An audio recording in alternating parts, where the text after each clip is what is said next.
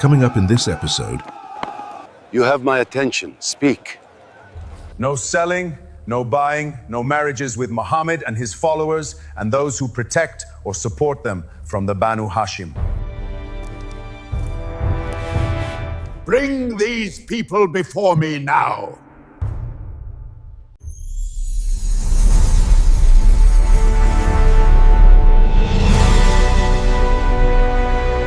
Hamza and Umar. By the gods, this is out of our control, so see what you are going to do. What do you say? He promises paradise and bliss for the believers and eternal torment for the denoers. He claims to be the last of the prophets. This prophet threatens our wealth, our power, the very gods our fathers worshipped. He is nothing but a madman, a charlatan, and he will be dealt with. Prophet? Like those we've heard of in ancient tales? These are nothing but fables of the ancients. He equates masters and slaves.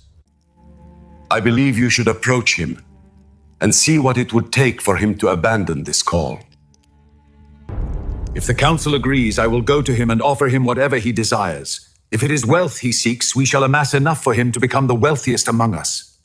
If it is women he desires, we shall marry him to whomever he chooses among the most noble of our women. And if it is power he seeks, we shall grant him authority. All he must do is abandon this course. See that you do, Abu al-Walid. Do not leave him with any excuse. Make him an offer he cannot refuse. Armed with worldly bribes of gold and power, Utbah Abu al-Walid approached, convinced that every soul had a price. He was met not with argument, but with the Prophet's calm query. Speak. Will you not hear from me something better? بسم الله الرحمن الرحيم حميم تنزيل من الرحمن الرحيم كتاب فصلت آياته قرآنا عربيا لقوم يعلمون بشيرا ونذيرا فأعرض أكثرهم فهم لا يسمعون وقالوا قلوبنا في أكنة مما تدعونا إليه وفي آذاننا وقر ومن بيننا وبينك حجاب فاعمل إننا عاملون قل إنما أنا بشر مثلكم يوحى إلي أنما إلهكم إله واحد فاستقيموا إليه واستغفروه وويل للمشركين الذين لا يؤتون الزكاة وهم بالآخرة هم كافرون إن الذين آمنوا وعملوا الصالحات لهم أجر غير ممنون. They transcended human speech, cutting through the desert air like life-giving rain. Utbah's arrogance crumbled into ash. He stood shattered, realizing he had encountered not a mere negotiation, but an undeniable truth. After Abu al-Walid Utbah had left, his uncle came to him and said, "My nephew, your people have asked me to persuade you to stop your mission, so they will leave you in peace. Please do not place upon me, or yourself, a burden too great to bear." Muhammad understood the burden his uncle carried, but he also knew that he could never abandon the mission entrusted to him. Even if they placed the sun in his right hand and the moon in his left, he would never give up his mission until it was fulfilled. I have heard words the like of which I have never heard before. By God, it is not poetry, nor sorcery, nor soothsaying. He charmed you with his words, Abu al-Walid. He took our patience for granted. Utbah, Your words of peace have failed us. We must now show them the strength of Quraysh. Quraysh imposed a complete boycott on Banu Hashim and Banu al-Muttalib, the clan of Muhammad. They refused to trade with them, marry them, associate with them, or make peace with them until they withdrew their protection and handed Muhammad over to be killed. No buying, no marriages with Muhammad and his followers and those who protect or support them from the Banu Hashim.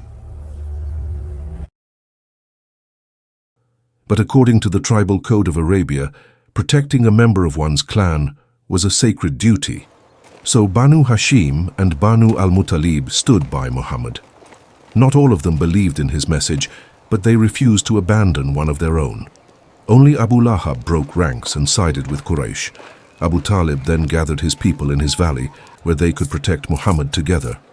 There, the years of hardship and siege began. Quraysh was not satisfied with besieging the Muslims in Mecca. They also sought to capture those who had fled to Abyssinia in search of safety. They sent a delegation led by Amr ibn al-As, bearing valuable gifts, to persuade the king of Abyssinia to return the Muslim refugees to Mecca. Bring these people before me now. Speak freely. Tell me why you have come to my land. Your Majesty, we seek only justice and the chance to live in peace. You claim to follow a prophet. What is it you seek in my kingdom? Speak your truth, but be swift. We were a people divided. The strong oppressed the weak. Violence was common, and mercy was rare. Then a man arose among us, known for honesty, known for integrity. He called us to truth, to justice, and to compassion. When we followed that path, we were harmed, persecuted, and driven from our homes, so we came here, hoping to find fairness under your protection. What is this message that changed your people? Allow me to share a portion of it. قال إني عبد الله آتاني الكتاب وجعلني نبيا وجعلني مباركا أينما كنت وأوصاني بالصلاة والزكاة ما دمت حيا وبرا بوالدتي ولم يجعلني جبارا شقيا والسلام علي يوم ولدت ويوم أموت ويوم أبعث حيا ذلك عيسى ابن مريم قول الحق الذي فيه يمترون. The truth carried by these words feels familiar, deeply familiar. No, I will not surrender these people. They shall remain here, safe under my protection.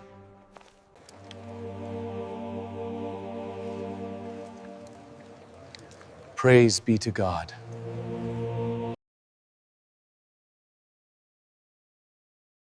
Amr ibn al-As returned from Abyssinia empty-handed, leaving the Quraysh leaders deeply frustrated. Although the Muslims were enduring the harshest days of the boycott, Quraysh opened a new front, a war of propaganda.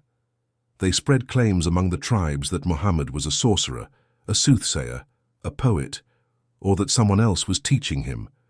But these conflicting accusations failed to stop the message. Instead, they made many people curious enough to hear the Quran for themselves. But the reality is more than we imagined.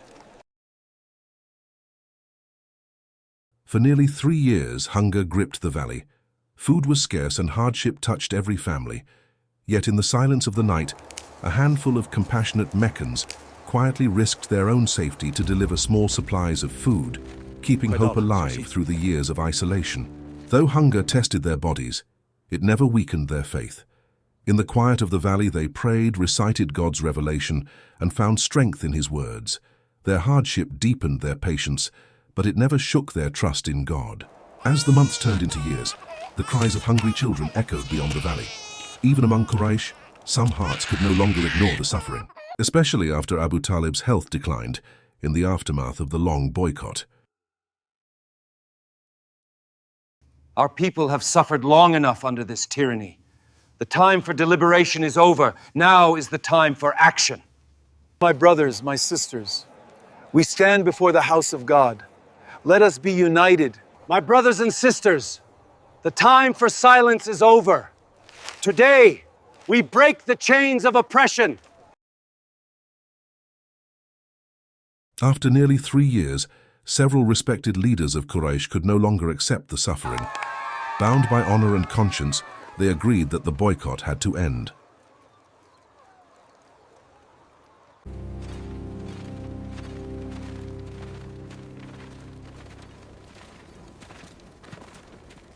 Soon after the boycott ended, Muhammad lost the two people who had stood beside him more than anyone else. Abu Talib, his lifelong protector, and Khadijah, his devoted wife and first believer. Their passing marked the beginning of the year of sorrow. After Abu Talib's passing, Quraysh intensified their campaign. They blocked every opportunity to spread the message, disrupted the recitation of the Quran, mocked him in public, and even subjected him to open humiliation. Yet none of it weakened his resolve to deliver God's message. Do not cause corruption on the earth. They said, we are but reformers. Do not listen to him. He speaks only nonsense. Come, let us show you the true market. With every door in Mecca closing before him, Muhammad set out for Taif, hoping to find hearts willing to hear God's message. After a long journey through the mountains of Hijaz, Muhammad stood before the leaders of Taif, calling them to worship God alone, hoping to find hearts willing to embrace the truth. But instead of a willing audience, he was met with rejection and ridicule. Do you truly expect us to believe such tales? Your words are empty air. Leave us, you waste our time. The leaders of Taif did not stop at rejection and ridicule. They incited the town's rabble to chase Muhammad and pelt him with stones, driving him all the way to the outskirts of their city. What Muhammad endured in Taif, rejection, ridicule, and both physical and emotional abuse, was enough to break even the strongest of men. His heart was still grieving the recent loss of Abu Talib, his protector, and Khadijah, his devoted companion. Wounded and alone, he sought refuge in a vineyard outside the city. There he raised his hands to the heavens and prayed, "O Allah, to you I complain of my weakness, my helplessness, and my insignificance before people. O most merciful of the merciful, you are the Lord of the oppressed, and you are my Lord. To whom will you leave me? To a stranger who treats me harshly, or to an enemy whom you have given power over me? If you are not displeased with me, then I do not care what I suffer. Yet your protection and well-being are far greater for me." As Muhammad rested beneath the shade of the vineyard, its owners, moved by what they had witnessed, sent their servant adders with a cluster of grapes. Before eating, Muhammad said, "In the name of God," words that immediately caught the young man's attention. When Muhammad spoke of the prophet Jonah, Addis was astonished. No one in this land knew of Jonah. In that moment, he realized he was standing before a true messenger of God, and his heart embraced the truth. Muhammad returned from Taif, carrying a heart weighed down by pain and sorrow. Rejected, mocked, wounded, and driven out, he feared not for himself, but that God's message might never reach the people. Returning to Mecca meant facing the hostility of Quraysh once again, and it seemed as though every door on earth had been closed before him. Then, at the darkest moment, came honor and consolation from heaven, a journey beyond time and space, beyond the limits of the physical world, to heal his heart, strengthen his faith, and reassure him that God was always with him. On that blessed night, God took his servant from the sacred mosque in Mecca to the farthest mosque in Jerusalem, a journey that would have taken nearly 2 months across the Arabian desert, yet by God's command was completed in a single night. There, he led all of God's prophets in prayer, declaring the unity of the divine message carried through every generation, that all the prophets called humanity to worship the one God alone. It was a powerful affirmation that the message of Islam fulfilled the same eternal truth revealed since the beginning. From Jerusalem, God raised him through the heavens, where he showed him some of his greatest signs and filled his heart with unshakable certainty. On that same blessed night, the 5 daily prayers were ordained, establishing an everlasting bond between earth and heaven. More than an act of worship, prayer became a daily reminder that no matter how difficult the journey, those who remain steadfast on God's path are never alone, for God is always with them. But the journey to the heavens was only the beginning. How would Quraysh respond? Find out in the next episode.